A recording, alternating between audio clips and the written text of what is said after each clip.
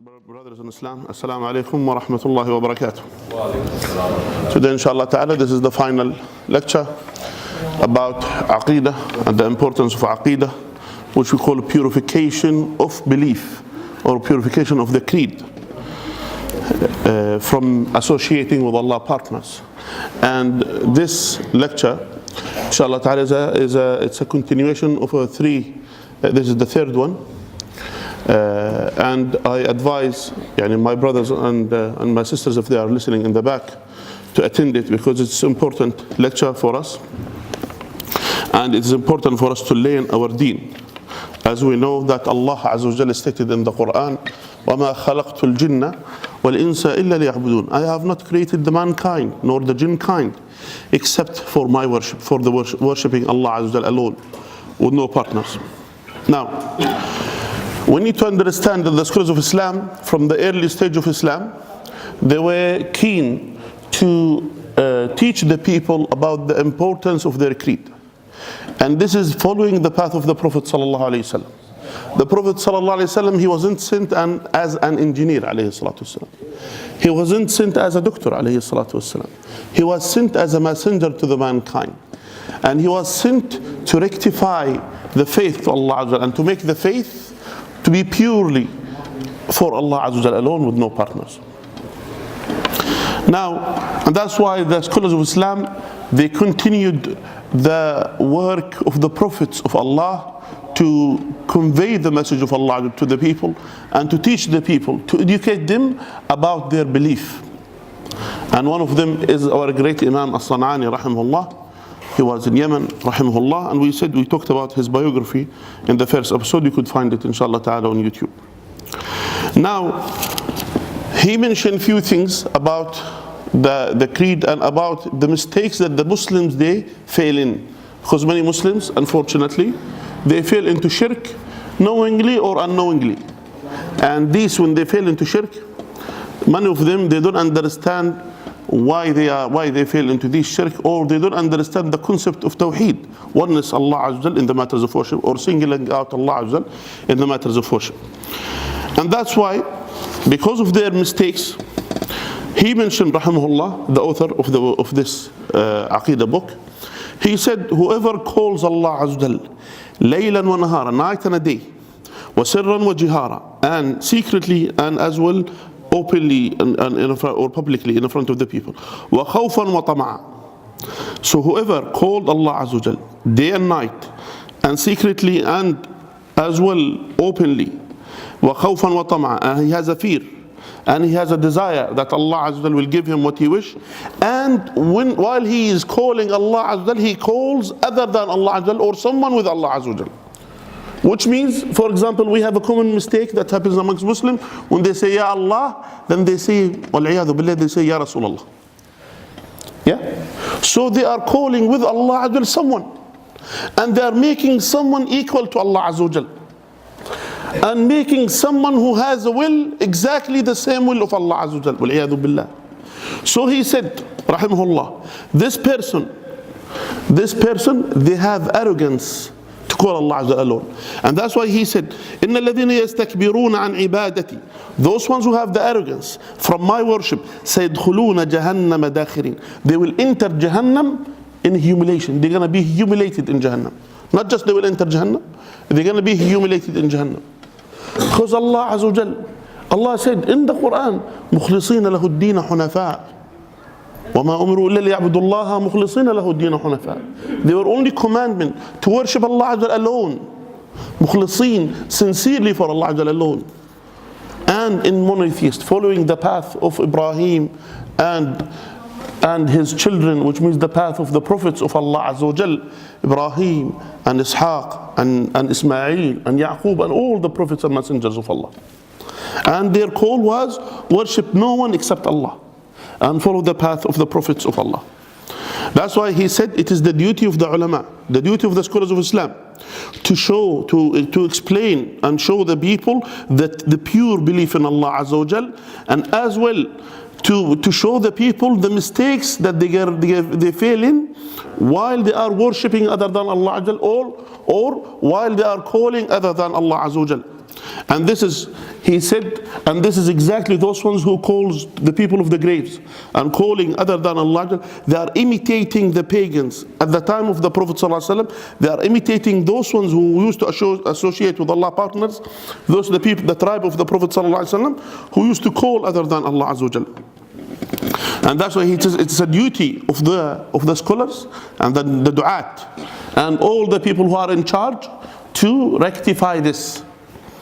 So it's a duty of the scholars and the du'at and the leaders and the people who are in charge to rectify the creed of the people. It is their duty. It's not something which is voluntarily they have to do it. It's a must for them to do it. And if they didn't do it, they're gonna fail. They might fail in the same punishment. Because we have a great hadith of the Prophet ﷺ. He said, Allah Azza wa Jal, when He commanded the angels to go to destroy a land, Allah commanded the angels of punishment to destroy a land.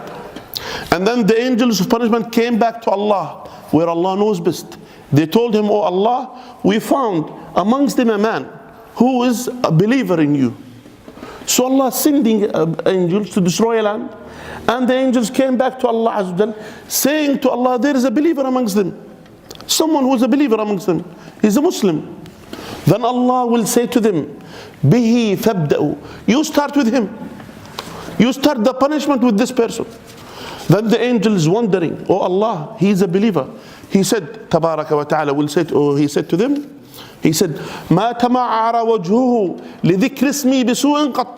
Even his face features didn't change when my name was abused in front of him.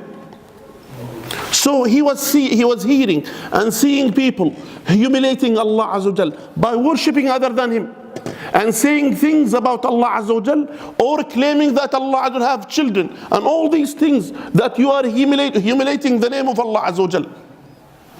So this person who used to be a believer, he saw this and even his face features didn't change.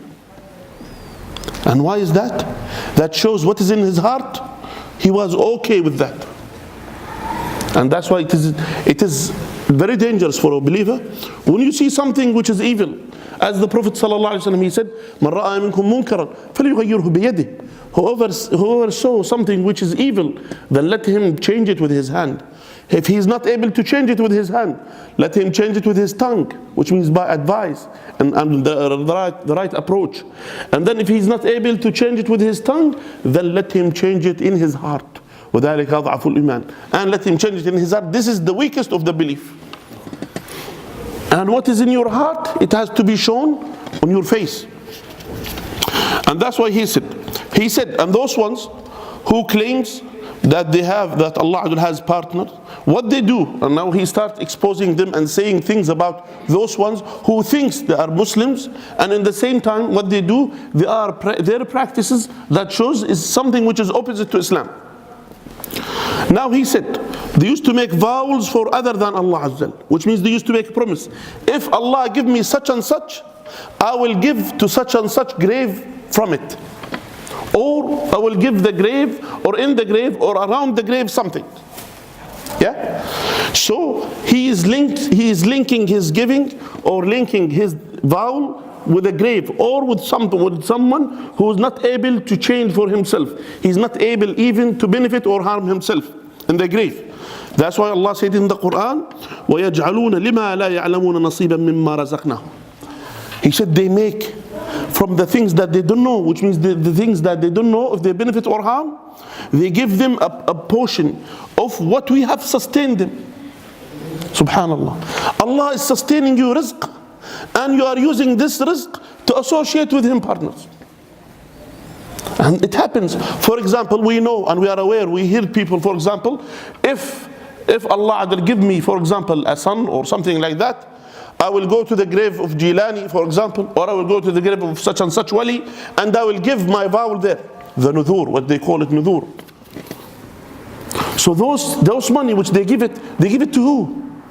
They give it in associating with Allah partners. And the nether is only for Allah Azza wa Jal. If you want to make a vow, you should make it for Allah alone with no partners. And not just that. And if you make a vow, it has condition. And even it is disliked and hated by Allah. Allah doesn't like the vows. For example, because Allah Azza wa Jalla, He said, this is the act, the vow, it is the act of the stingy person. Which means he doesn't worship Allah. He doesn't do something good except if Allah give him. And this is what the people they do. Or he has to promise to do things. Where a believer in Allah Azza wa Jalla, he doesn't need to do that. Even it was approved in Islam, but as the Prophet ﷺ, he said, this is the ibadat al-bakhil. This is the worship of the stingy person. And not just that. And the only accepted in the vow which is mentioned in the Quran and the Sunnah. For example, someone made a vow, and I'm aware of a woman, that she made a vow, that if Allah gave her a son, that she's going to walk a distance between a village which is back home and the capital city. So she made a vow to walk with her bare feet around 200 and something kilometers. With bare feet. If Allah gave her a son.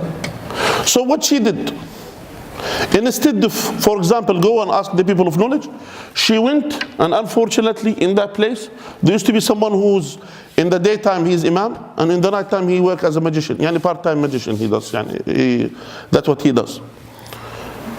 And this guy, they went to him, they said to him, I made a vow, and now my son, Allah gave her son, and after her son became 18 or 19 years old, she said, I need to fulfill my promise to Allah. And then she went to the sheikh, to this so-called sheikh, and then this so-called mufti or sheikh, he doesn't give fatwa with no charge. You're always there, there is a charge. And not just he's a magician, even he charged for fatwa, or Allah musta'an. So he said to them, you know what, we can't help you. Then this man or the young boy, he said, he knows him, he takes money. So he gave him like around, which is 20 pounds, he put it in his pocket. Sheikh, please, make it easy for us. Then he said to him, if you want to do that, I will allow you. If you want to do it, it's okay. You have to, but you could drive your mother from here to your capital city, to the capital city. But every 1 kilometers, you have to stop, and then she has to come down. She has to take off her shoes to step on the ground, and then you carry on every kilometer. They start for the first 5 kilometers. They said, there is 200 kilometers. We cannot do it. So they went back to the sheikh. They said, Sheikh, it's too much. Then what he did, he said to the sheikh, he said, give him another 20. Make it easy for us. Make the fatwa simpler. And then he said, okay, then in that case, you do it every 10 kilometers. Khalas, now. So they went, they said, so another is 200, it means 20 times. Then they went back to him again and give him another thing. So anyway, he charged them nearly 80 or 100 pounds or something like that. What they did, after he charged them, he said, now if every 50 kilometers, let her stop, you do that. So those ones, if they didn't understand the hadith of the Prophet ﷺ, at his time, some of the Sahaba, they thought that it is permissible to do such acts. So one of the people at the time of the Prophet ﷺ, he made a vow to stand up a day, and he will stand up in the sun, and he will be fasting all that day. So his vow is to stand up and to fast, to stand up and to stay in the sun throughout the day.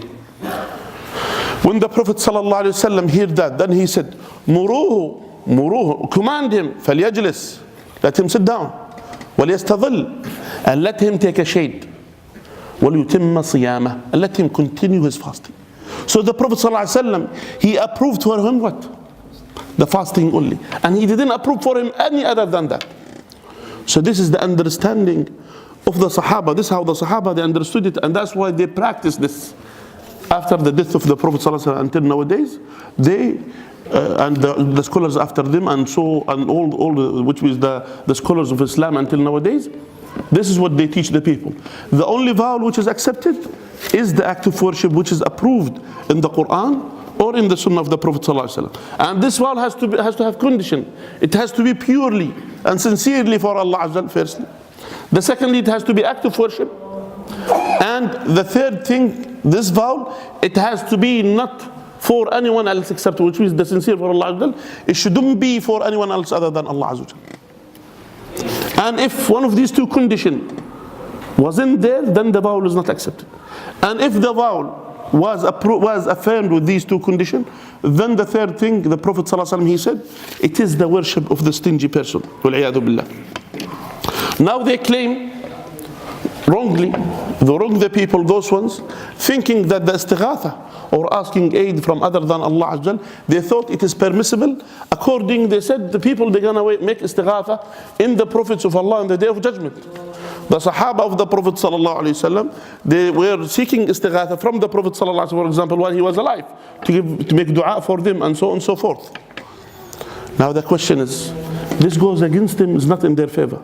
This is in the time of the Prophet sallallahu alaihi wasallam, his dua is accepted. We know that. And after the death of the Prophet ﷺ, the Sahaba, they never go and asking things from the Prophet ﷺ. And they claim in a hadith, and this hadith mentioned in Bukhari, yes, that a man or someone who is at the time of Umar al-Khattab, when they didn't have a rain for some time. So there is a man who was the mu'adhin staying in the masjid where Umar ibn al-Khattab. In that incident, he went all with the other companion of the Prophet ﷺ, and they went in the outskirts making Salat al-Istisqa, the raining Salah. And then Umar al-Khattab in his dua, he said, oh Allah, we used to make istighatha when the Prophet was alive, we used to make istighatha in him. Yeah? Or through the dua of the Prophet ﷺ. Now we have the uncle of the Prophet ﷺ, which means this is seeking the istighatha through the dua of the salihin, which means someone who's a pious and known to be pious, like Al-Abbas. He was the uncle of the Prophet ﷺ. But Umar al-Khattab, he didn't do what? He didn't make istighatha in the Prophet ﷺ after his death. And that hadith, even related to that, even some of the scholars of Islam, they said, they responded to it. Even you could find the commentary of Ibn Hajar al-Asqalani about this hadith. And to say this person who was in the masjid of the Prophet ﷺ, and he was making dua to Allah, and he slept. And he saw in the dream that the Prophet ﷺ saying to him, tell the people that Allah will give them the rain. So the idea, the companion of the Prophet ﷺ, what they used to do? They used to go out and making dua in Allah Azza wa Jal alone. Or through the pious people, the dua of the pious people who are alive and exist amongst them. And that's why we know that the Prophet ﷺ, he said as well, in many places, for example, the dua of the person that you think that is a pious, even though it is not, we find some hadith which they said that the Prophet ﷺ, he said to Umar al-Khattab when he did Umrah, don't forget us in your dua. And again, this hadith is weak, and our Sheikh al-Albani, he said this hadith is weak. But even though, if the scholars who said, for example, is authentic, they said that he was talking to Umar al-Khattab when he was alive. Again. And as well the dua of the believers. Allah said in the Quran, Rabbana, what was the dua of the believer? Rabbana ghfir lana wal ikhwani alladhina sabaquna bil iman. Allah forgive us. And for those believers who were before us in iman. They were in iman. And this is what we should do as Muslims, and this is the important thing for us to understand. And even we find as well, we have a lot of incident that the Prophet ﷺ, he was making dua to his companion, alayhi salatu wassalam. And that's why, because we don't know the sincerity of the people, that's why we said, even some of the scholars, when someone go and ask them dua, he said, what do you think of me? Do you think I am pious? Even there are scholars with the status. So that's why it is from the humbleness of the scholars used to say, and you make dua for me as well. Now, the person who is seeking aid from other than Allah, from stones or things which doesn't move, Allah al-Musta'an. Yani things which is shrouds and all these things, or shrines. What the shrine does, what those ones temples does, how they benefit and harm. Where Allah Azza wa Jal, He is the one who benefits and harm. Now we said as well before, which those ones when they're making part of their what Allah has sustained them, Allah said as well describe them in another verse in the Quran, in Surah Al-An'am, وَجَعَلُوا لِلَّهِ مِمَّا ذَرَأَ مِنَ الْحَرْثِ وَالْأَنْعَامِ نَصِيبًا فَقَالُوا هَذَا لِلَّهِ بِزَعْمِهِمْ وَهَذَا لِشُرَكَائِنَا. They said what Allah has given them from the field, from the sustain which He has sustained them, and the an'am from the cattle. Nasiban is a portion. They said this is for Allah, and the remain is for those ones who we associate with Allah. Wallah al-Musta'an. So that's why we need to understand that the meaning of purification of our creed. And this, when we purify our creed, it has to be through our action. It's not something which is just only as a theory. It has to be through our action. And if we see such practices in the community, it is the duty of every single Muslim to rectify this. Now, part of the things, for example, we have in our culture, used to, for example, and I don't know in some other culture, if someone make an oath by Allah 100 times, the people, they will not believe him. If he said, I make an oath by, for example, some people, they said, by the head of my father, or by the head of my son. We know these things. Or they will say, by the barakah of such and such wali. Yeah? Subhanallah. And then the people will believe him. What is this? And that's why the Prophet ﷺ said in a hadith, Man kana halifan falyahlif billahi aw liyasmut. Whoever wanted to make an oath, let him make an oath by Allah alone, or let him be quiet. Because it is part of shirk. If someone making an oath, it is shirk. Wal-iyadu billah. And the Prophet ﷺ said, now regarding the meaning, when we said the meaning of ibadah, we said the ibadah, the definition of ibadah, as Sheikh al-Islam ibn Taymiyyah rahimahullah, he said all action or saying that Allah loves and pleased with, all the things that Allah is pleased with, or Allah loves or pleased with, from the saying and from the action, the inner one and the outer one, which means the action that you do, the saying that you say, all of them, they are ibadah as long as they are Allah is pleased with. And this is the meaning of La ilaha illallah. The Prophet ﷺ, he said in a hadith, أمرت أن أقاتل الناس حتى يقولوا لا إله إلا الله فإذا قالوها عصموا مني دماءهم وأموالهم إلا بحقه. He said, I was commanded to fight the people, which means when the people they don't want the message of Islam to be spreaded, the Prophet ﷺ, he said that I was commanded to convey the message of Islam, even by force. Now to convey it, now if the people accepted this, up to them. Now we have the duty to convey it. And if there is obstacles, that the Prophet ﷺ, he said, these obstacles which obstruct the message of Islam, that the Prophet ﷺ, he said, we fight them. Those ones who obstruct the message of Islam to be conveyed. Then if they said it, then they are protected from me, their wealth and their blood. Which means if they said it, or at least they didn't, for example, they didn't make obstruction to the message of Islam to reach the people. Now, he said, إِلَّا بِحَقِّهَا, except with its rights. Which means, if someone saying La ilaha illallah, those ones who think that they say La ilaha illallah, and yet they go to the grave, asking the people of the grave things that is only Allah is capable of, then even if they say La ilaha illallah 100 times, it doesn't benefit them. Even if they say La ilaha illallah 100 times.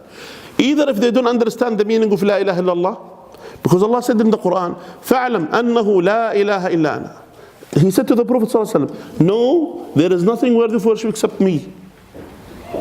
So he is teaching the Prophet ﷺ, La ilaha illallah has to come after knowledge. So the person who didn't say it, he doesn't know that he's not a Muslim until he understands the meaning of La ilaha illallah. If he understands the meaning of La ilaha illallah, means you don't worship no one except Allah Azza wa Jal, and all active worship has to be belong to Allah Azza wa Jal. So when a person understands this concept, and if he does otherwise, then he is a murtad, he is leaving Islam. Wal-iyadu billah. And that's why we find Ali ibn Abi Talib radiyallahu anhu, what he did, what the Sahaba did, for example, when they fought the murtadeen. When they fought, those ones who start become enemies of Muslims even. And Ali ibn Abi Talib radiyallahu anhu, even wrongly, he did, even the action was wrong, but even though that the Sahaba, they said you shouldn't burn, he burned such people who claims that he's equal to Allah. He burned them. This is what the history is. The Sahaba, they respond to him and said to him, you shouldn't burn them. لا يعذب بالنار إلا رب النار. No one will punish with the fire except the one who make it, which means Allah Azza wa Jal. So that's why, but they didn't say to him, those they don't deserve it. This is what he said. This is what the Sahaba of the Prophet ﷺ mentioned. And even the Prophet ﷺ, For example, for someone who said La ilaha illallah, when Usama bin Zayd killed that person, when they were in the battlefield, so before he killed him, he said La ilaha illallah, and Usama yet he killed him. So the Prophet ﷺ, he got angry. He said, if someone said La ilaha illallah, how you kill him? Maybe he understood the meaning of La ilaha illallah. So that's why we are, as Muslims, we are not allowed even to, for example, to harm anyone who say La ilaha illallah. And that's why when Allah Azza told us in the Quran, we need to clarify before any action or any, for example, any judgment when we judge on the people. Now, Allah Azza told us to clarify. So Allah commanded us to clarify before we do any judgment. Before we judge about any individual, about his faith, we have to clarify. And that's why the Prophet ﷺ, he said, if someone establish the Tawheed, the concept of Tawheed, which means he single out Allah in the matters of worship, and he understand the meaning of Tawheed, but he go against the concept of Tawheed in his action, it doesn't benefit him. And even the Prophet ﷺ, he said, in some major, we'll say wrong understanding of Islam, like the Khawarij, those ones who went astray from the path of the Prophet ﷺ, it didn't benefit them, La ilaha illallah. He said alayhi salatu wassalam about them, he said, لَأَنْ أَدْرَكْتُهُمْ لَأُقَتِّلَنَّهُمْ قَتْلَ عَادٍ. If I was there, I will fight them just like how I will fight them just like how Allah destroyed the people of Ad. So that means even someone who went astray, even some scholars they said because of this they are kuffar, and some scholars they said they are not kuffar, but they deserve to be fought because of their action. Now here, those similarly for those ones, their action give you the indication what they deserve, in Islam. So those ones who say La ilaha illallah and they go against La ilaha illallah, they're not Muslims. They are not Muslims. Now, we said as well regarding the ignorant, some people they said the ignorant. They said if they are ignorant, one of the two things. If they are ignorant about their action, then they have to be clarified. But if they are ignorant about the meaning of La ilaha illallah, that means they are not yet Muslims. For example, someone who thinks La ilaha illallah to worship other than Allah, he's not a Muslim until he understands the meaning of La ilaha illallah. Now, if someone is ignorant about his action, for example, he said La ilaha illallah, and he is ignorant about his action, this is wrong in Islam. So this person could be excused until someone conveyed the message, the true message of Islam to him. Now, and we said as well, there is a few points, rahimahullah, he mentioned about even he said, now the meaning as well of associating with Allah partners, it has to be as well, not necessarily only in the matters in action, for example, action of ibadat. It could be, for example, things of concept. If you claim there is someone who has the knowledge like Allah Azza wa Jal, like soothsayers, or fortune tellers, those ones, if someone believed in them, and they believed that this person, this individual, that he knows the unseen, he knows the ghaib, wal-'iyadhu billah, then without knowing that the Prophet ﷺ, he mentioned, he said alayhi salatu wasalam, whoever came to a magician or a soothsayer and he believed in him, he believed what he said, فَقَدْ كَفَرَ بِمَا أُنزِلَ عَلَى مُحَمَّدٍ. He disbelieved what is being revealed on Muhammad alayhi salatu wasalam. So but just only by thinking someone who has the knowledge of the unseen, wal-'iyadhu billah. And that's why even the Prophet ﷺ, he said in a hadith, إِنَّ الشَّيْطَانَ يَسْتَرِقُ السَّمْعَ, that the shaitan comes and try to hear the things about what the commandments of Allah Azza wa Jal, بِالْأَمْرِ الَّذِي يُحَدِّثُهُ اللَّهِ. Now, فَيُلْقِيهِ إِلَى الْكَاهِنِ, then he will come and he will convey this to the soothsayer. وَهُمُ الَّذِينَ يُخْبِرُونَ بِالْمُغَيِّبَاتِ, then those ones who will say what about the unseen, and then they will add 100 lies to it. Can you imagine? It is to this extent. So he said, rahimahullah, this is as well similar in the concept. And if you believe someone who knows the ghaib, it's similar in this belief. And that's why it is important for us Muslims, for us to go and to follow the pious predecessors. He mentioned here. He said, if you leave the pious predecessors understanding, which means the Sahaba and the Tabi'een and the Tabi'een, then we will reach to a time that the person will be away from Islam, wal-'iyadhu billah. Now we mentioned about this, the three stages. The three stages of when you say something which is against Allah's commandments, to change it. And that's why he said, by hand, or by your tongue, or by your heart. Now, we said, those ones, some people, they claim that they have karamat. They said, this person, subhanAllah, he has karamat. For example, someone who walks on water, for example. This is a time of Sheikh Ibn Taymiyyah. And we heard someone who walked on the river Thames. We know that the shayateen ate those guys, ate those people. Allah, shaitan ate them. And Allah enabled them to do more than that. And he said it is as well, it is very authentic from things that happens even at the time of the Prophet ﷺ. He said that the shayateen, sometimes they will become in the shape of for example, snakes. And sometimes as well, the shayateen comes as well, they will come in different shapes. And they ate those guys, those people who claim that they have karamat, they ate them. They will see, for example, they say, subhanallah, you see this man, he has karamat. Now, subhanallah, if you think about this person, if you think about this person, you need always to reflect, does he practice the Quran and the Sunnah or not?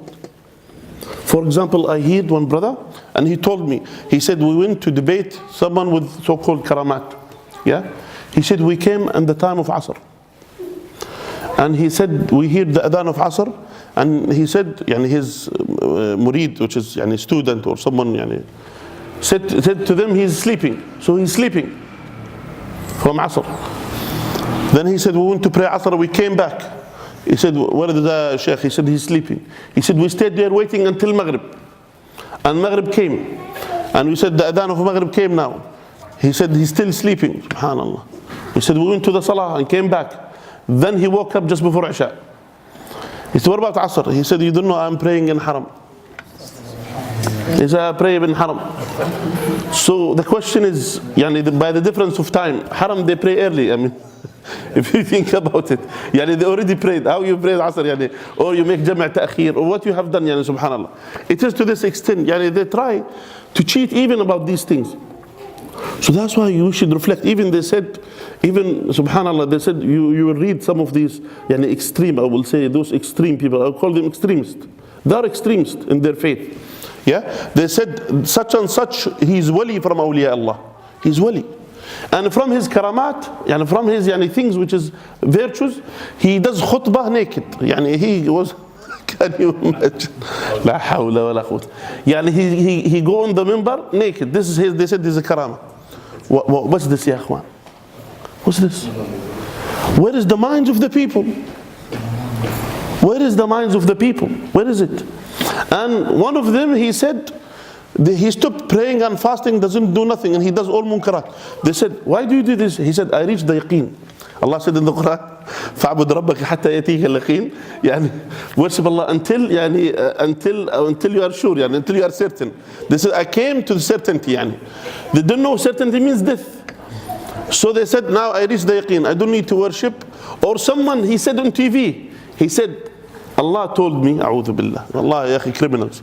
He said, Allah said to him that this one on the right hand side, the angel, right, and this one, he stopped writing for him. He stopped his job for him. And you will find silly things like that, ya akhwan. Wallahi, when you hear from them, you will say, subhanallah, you will see shocking things. And they said as well, those ones, those awliya, those so-called awliya, they are better than the prophets of Allah. And this is more danger even. A'udhu billah. And one of them, he said, wallah, these are things which we know. We should be careful, ikhwan, about them. He said, he was in Syria. Anyway, he said, in the day of judgment, when the angels comes to you, he said, this man, this sheikh or whatever, he said he saw one of the pious women, she said she saw a dream. So he's teaching the people. So this woman, pious woman, she saw a dream. She saw herself in the day of judgment, and the angels coming to take them. Then they said, we are the women who are followers of such and such sheikh. We are followers of this priest, or this guy, this wali. They said, oh, okay, we don't know. Then you come to Jannah, and you are in Jannah. That's what the angel did to them. And he said to the people, he said, and this is what's going to happen. A'udhu billah. A'udhu billah. How is this? So he mentioned as well, this is what the stories which I'm aware of our time. Now there is a story that he mentioned as well of the things that happens in the past. Yeah? He said, for example, in Kitab al-Aghani li Abi al-Faraj al-Asfahani, rahimahullah, anyway, he said, there is at the time Al-Walid ibn Uqba, so he used to have a magician, or he had the magician with him. So this magician used to do certain things, yani. He used to cut a head of someone and bring it back into life. So the people, they start thinking that he brings people to life. Wal-iyadhu billah. So then he said, and he was entering the cow and going out from the other side without knowing. How is it? So, and there used to be one of the companion, his name is Jundub radiyallahu anh. When he heard this, he came to him and he brought his sword. Yeah? And he said, so he recited from the Baqarah, he said, أَفَتَأْتُونَ السِّحْرَ وَأَنْتُمْ تُبْصُرُونَ. So when he said this, then he cut the cow in two halves. Yeah? And then when he did this, he cut the half of the person, of that magician. So he was jailed. So in the jail, look at this, yani, subhanAllah, this is what we call it the karama of the pious person. So in the jail, the one who was the guardian of the jail was a Christian man. So this Christian man, he used to see his action, what's this person. So he saw him in the jail praying throughout the night. And he is fasting in the days, most of the days. And that's how he was. That's how he spent his time. So he said, I want to go and ask about Islam, this Christian. So he went out and asked about what Islam is about. So he was told about for such and such Imam of the Salaf, yani Imam of the Tabi'een. Yani he mentioned, for example, he mentioned Al-Ash'ath. He said he came to Al-Ash'ath and he said he was sleeping the night and he was eating the day. He didn't find nothing. Then as well he saw Jarir ibn Abdullah. The same thing, he sleeps in the night normal, yani just like any man, any person, and he eats in the day, which is normal. Then he said, this person, he faced the Qibla, he said, Rabbi Rabbu Jundub, my Lord is the Lord of Jundub. Wa dini dini Jundub, and he entered Islam. This is what we call it karam. So when the people, they see you through your action, the action of piety, the action of worshipping Allah Azza Jal, this is the message conveyed to the people. It's not like what the people claims. Yeah? And that's why he mentioned, yani, there are other stories that at his time as well. And he mentioned as well, for example, like, yani, he mentioned even there is some sanad, which is even not very strong, but he said that the woman, she was learned the magician from the Malakain, Harut and Marut, and as well she brought wheat, and she grew the wheat, and she used to say to the wheat, grow up, and the wheat will grow up, and become dry, and it will become dry, become, for example, flour, then it will become flour. And he said, so all these things, what do you think? It came through what? Through the shayateen. The shayateen comes to them and teach them and tell them and help them, aiding them to do that. That's why he said as well, the act of kufr, yani it could be through action, it could be through belief.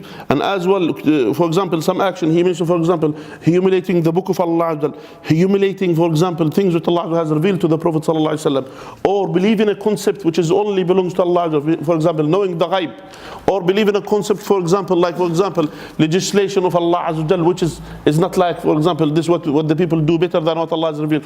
All this act of belief, it could lead the person out of Islam, wal-iyadhu billah. So it is important for us to understand this concept and to act upon this concept, which means we have to teach our youngsters the concept of Tawheed, even with the small things. For example, you ask your child, where is Allah? Yeah, anyone will answer me from the children, where is Allah? Children here, where is Allah? Do you know where is Allah? Where is Allah? Yeah, Allah is above the heaven. This is how we always, yeah. You see with these things, and the Prophet ﷺ, what he did to us slave women, when he asked, where is Allah? She said, Allah above the heaven. And then when he said, who am I? Then he said, you are Muhammad alayhi salatu wasalam, you are the messenger of Allah. Then he said to her owner, he said, أعتقها فإنها مؤمنة. You know, let her set her free, because she's a believer. Can you imagine the Prophet ﷺ describing you to be a believer? And anyone who believes in this, inshallah, will be on the safe side, and inshallah will be amongst those who is, as the Prophet ﷺ, he said, as Allah has said in the Quran, وَالسَّابِقُونَ الْأَوَّلُونَ مِنَ الْمُهَاجِرِينَ وَالْأَنصَارِ وَالَّذِينَ اتَّبَعُوهُم بِإِحْسَانٍ رَضِيَ اللَّهُ عَنْهُمْ وَرَضُوا عَنْهُ. The pious predecessors from the Muhajirin, the migrant, Al-Ansar, the supporters, Allah is pleased with them and they are pleased with Allah Azza wa Jal. So we ask Allah to be amongst those, and we ask Allah to be amongst those who oneness Allah Azza wa Jal and single out Allah Azza wa Jal in the matters of worship, following the path of the Prophet sallallahu alaihi wasallam in the understanding of the Sahaba and the scholars of Islam. Wa akhir da'wana alhamdulillahi rabbil alameen.